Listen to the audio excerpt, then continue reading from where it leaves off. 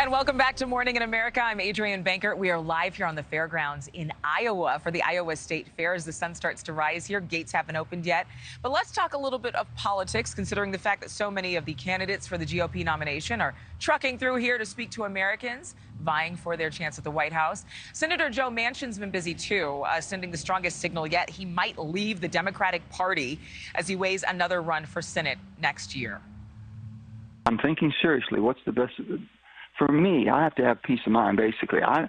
The brand has become so bad. The D brand and R brand, you've heard me say a million times, I'm not a Washington Democrat. But you know what, Poppy? I got a lot of friends that aren't Washington Republicans either. Niall, Stanage, White House columnist for The Hill, is with me right now. Niall, good to have you with me in Iowa here. I know that for some people, Manchin is a hero. For others, he's a lech. Let's talk about this hypothetical matchup. Manchin's numbers right now, he's dragging 22 points behind West Virginia Governor Jim Justice, who's running in the GOP Senate primary. So, it's like he has friends within the Democratic Party, but not very many. He has more friends maybe with the Republicans, but not as many. So is he in this place where he has to go independent because there are so many people against him at this point?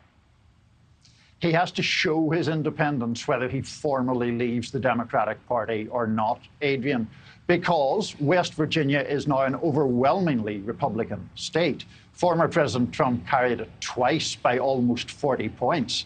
So this is a state that is unrecognizable from what it looked like when Joe Manchin started his career. He was elected to the House of Delegates back in the early 80s. President Jimmy Carter had carried West Virginia. Now it's a state that the Republican carries by 40 points. That means that, as your soundbite showed there, there's no dividend for the senator in tying himself to the Democratic brand. I like that you use the word dividend because I was looking up research ahead of this interview, and only 2% of the money he's fundraised has come from his home state of West Virginia. Most of it outside of the state. It seems as though he has a lot of friends in D.C., people lobbying for him to actually make this run. But some Republicans are actually painting him as this Maserati driving, Davos, traveling guy who's out of touch with people when he's a West Virginia kid. So does he have a PR problem? That's the question. Yeah, I think he does, Adrienne, and I think this is the problem. As he tries to show that independence, the danger, of course, is that you fall between every stool of partisan support.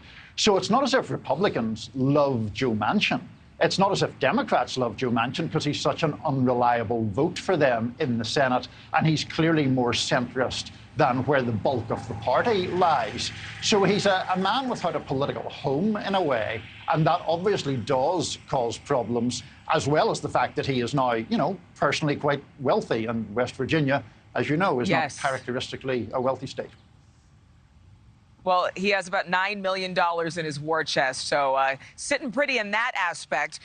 But in terms of the parties both vying for that chair, I know for a long time we've been talking about how Manchin really was the deal breaker when it came back to Build Back Better for President Biden. Has he lost some of that power to be able to turn the tide when it comes to votes?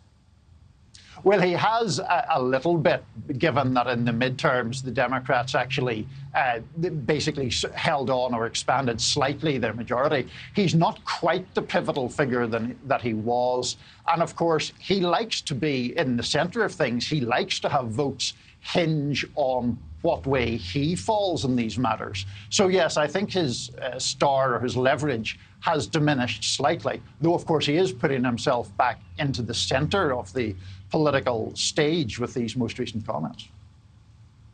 Yes, most recent comments, but is America ready for a third-party candidate? Many are saying it's a long way, baby. Niall, Stanage, thanks so much as always. Good to see you. Happy Friday. Good to see you. Hope you find out who stole your cookies. Somebody took my bucket of cookies. I'll get some for you, though, Niall. Thank you.